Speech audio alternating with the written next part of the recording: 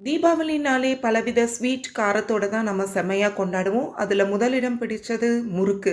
இந்த முறுக்க இன்னைக்கு ஆதிரா ஜங்ஷன்ல ஸ்பெஷலா செய்ய போறோம். அதுதான் சுவையான தேங்காய் பால் முறுக்கு. அதுவும் குறைச்சலான பொருட்கள் வச்சு குறைச்சலான செலவில சூப்பரா செய்ய போறோம். இது செய்யறதுக்கு 200 கிராம் அளவுக்கு பாக்கெட்ல இருக்க அரிசி மாவு தான் நான் எடுத்திருக்கேன். 1/2 டீஸ்பூன் அளவுக்கு பெருங்காயத்தூள், 1 ஸ்பூன் அதாவது 1 டேபிள் ஸ்பூன் கருப்பு எள்ளு, உள்ளங்கை அளவுக்கு சீரகத்த நல்லா தேய்ச்சு போட்டிருக்கேன். நீங்க ஓமம் கூட யூஸ் பண்ணிக்கலாம். தேவையான அளவு தூளுப்பு போட்டு நல்லா கிளறிக்கோங்க. இப்போ ஒரு தேங்காவ நல்லா சில்ல எடுத்து கொஞ்சம் கொஞ்சமா அரைச்சு பால் எடுத்திருக்கேன்.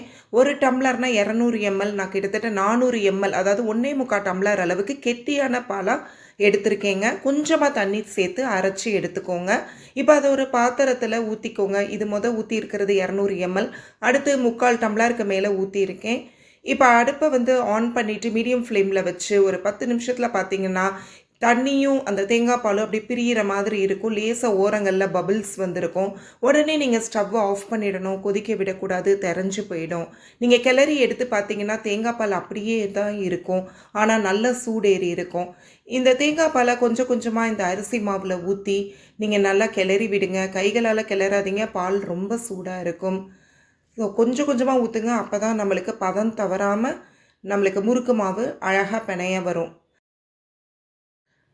இப்படியே ஒரு ஸ்டேஜில் நீங்கள் கொஞ்சம் கொஞ்சமாக ஊற்றி கிளறிட்டுருக்கும்போது உங்களுக்கு பால் ஆறிடும். ஸோ அதுக்கப்புறம் நீங்கள் கைகளால் பிணைஞ்சு விட்டுறலாம். இப்போ இன்னும் கூட கொஞ்சம் பால் தேவைப்படுது.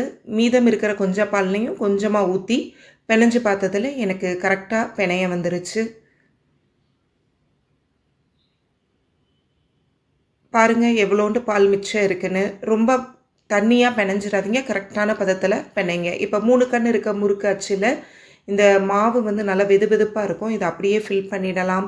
பண்ணிவிட்டு நீங்கள் இந்த மாதிரி தட்டுக்கு பின்னாடி பிழிஞ்சு விடலாம். ஈஸியாக நல்லா அழகாக பிழிய வரும் உங்களுக்கு. இதை நல்லா சூடாக இருக்கிற கடல் எண்ணெயிலையோ இல்லை ரீஃபைண்ட் ஆயில்லையோ நீங்கள் போட்டு பொரிச்சு எடுத்துக்கலாம். எண்ணெய் நல்லா சூடாக இருக்கணும். அதுக்கப்புறம் நீங்கள் மீடியம் ஃப்ளேமில் வச்சுக்கலாம்.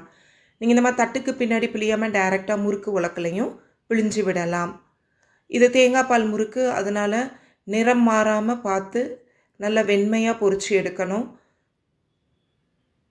உங்களுக்கு ஒரு 5லேருந்து 10 நிமிஷத்துலேயே அழகாக பொரிஞ்சு வந்துடும். ரொம்ப நேரம் வச்சுருந்திங்கன்னா கலர் மாறிடும்.